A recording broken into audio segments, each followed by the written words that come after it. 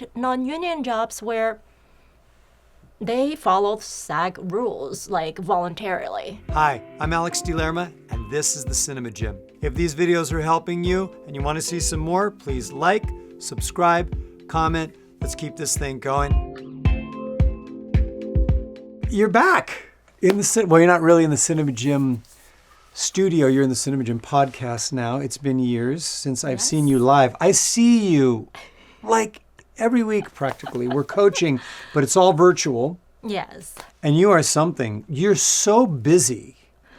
And you're in that space as an actor where you are I think you have like one more job and then you're a must join. I'm right now eligible. Okay, you're SAG eligible. Okay. Yes.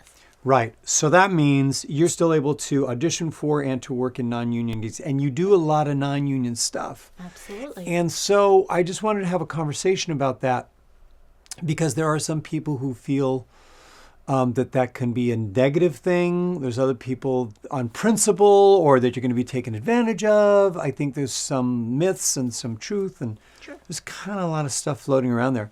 So yeah, let's talk about it. Acting in non-union gigs. So I would say just like any other job, right? Like it's an actor's personal choice.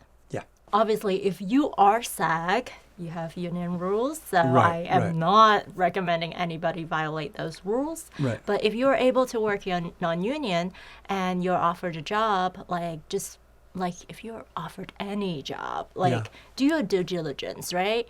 Like go check their IMDb, ask questions about the project, look at their past work. Does it look like the kind of work that you will feel proud to do? And also if you have certain things that you really want to do, like if you're offered a role that you're like, oh my God, like for me that would be astronaut. Yes, Like I if know. someone You love offered me- sci-fi and you want to be an astronaut. role, I'll be like, yay! But anyway, so yes, do all those things as you would for other jobs, I would suggest. And then in terms of protection, I have worked union jobs where there were some issues with conditions. People were trying to reach out to SAG, but at the end of the day, sometimes things happen real time, and whether they can make adjustments right there and then, that's kind of subjective question. Likewise, I've worked non-union jobs where they followed SAG rules, voluntarily, for breaks, for overtime, and so forth. So, I feel like there are quality productions and there are, not so high quality productions everywhere. Yeah. So yeah, you do need to make a personal choice. In terms of the pay, it certainly, I would say for a comparable role, very likely non-union jobs are going to pay less. It could start from, let's say, the low hundreds. I'm sure we've all seen those breakdowns. So the bottom for a non-union job would be like what? As low as 75, 100, 125? 125 is a fairly close to the bottom. Standard starting point, let's just say.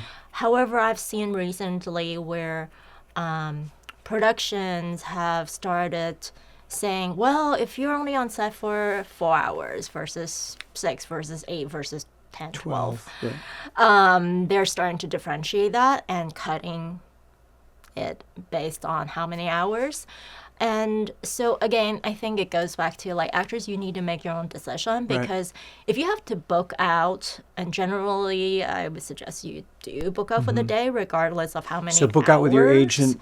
Yeah. Yeah, exactly. So is it worth your while if they're saying, well, you'll be on set only for half a day, but you're booking out the whole day because you probably won't know your call time until the last minute. So it would be very hard to tell your agent, oh no, I'm just going to be gone for 4 hours. And they're like, where were you? So you have to kind of assess, is it worth your time? And if they are cutting your pay because it's only 4 hours on set, again, it's is it worth your time? Right. And what do you feel has been the best resource for you for getting these non-union auditions, of which you book a lot of stuff, but where do you get them? Actors Access, good old Actors So that's Access. still that's still the best place to go. I've also heard actors go on Backstage, and I think that both platforms post similar jobs, if not duplicate jobs. Okay. Angelica, was it for commercials? There's a third. What's the one that?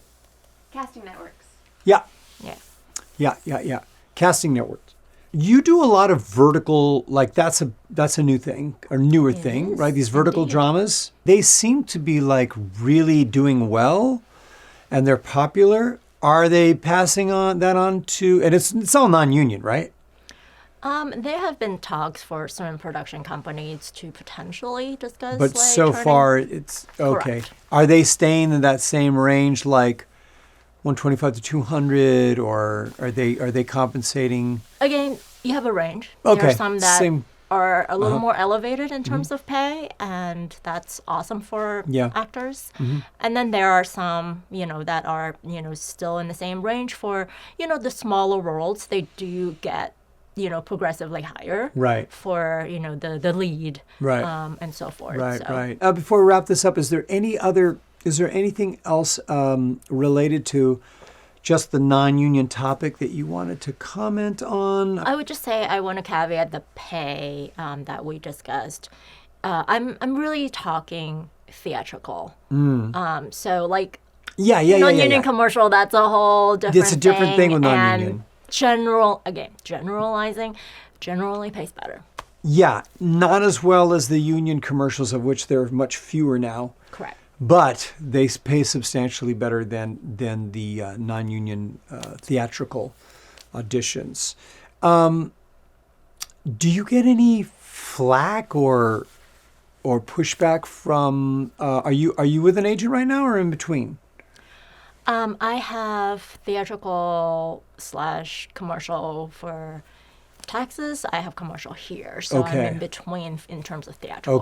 Okay. But I guess they really wouldn't care. Job is a job, right? They'd like you to have bigger and more, like, get you into the union. If we so can they can get make a bigger commission. bigger jobs, for sure. Yeah. I think ultimately when I speak with agents about, hey, do you have specific recommendations for when actors should be joining the union once you're eligible, I'm not seeing many of them are like, whoa, like now, yesterday, like go for it. Yeah. Most of them are being very sensible and understanding that it costs quite a bit of money to join, so they generally would say, when you're ready, when the next union job is right to be able to pay for the dues, then go for it. Fantastic. Thanks for coming to the Cinema Gym. Thanks for having me. The Cinema Gym is all about helping you transition from the stage to the screen. If you're interested in classes, seminars, or private coaching, you can visit the website. Hope to see you in the gym soon. TheCinemaGym.com for virtual one-on-one coaching for camera.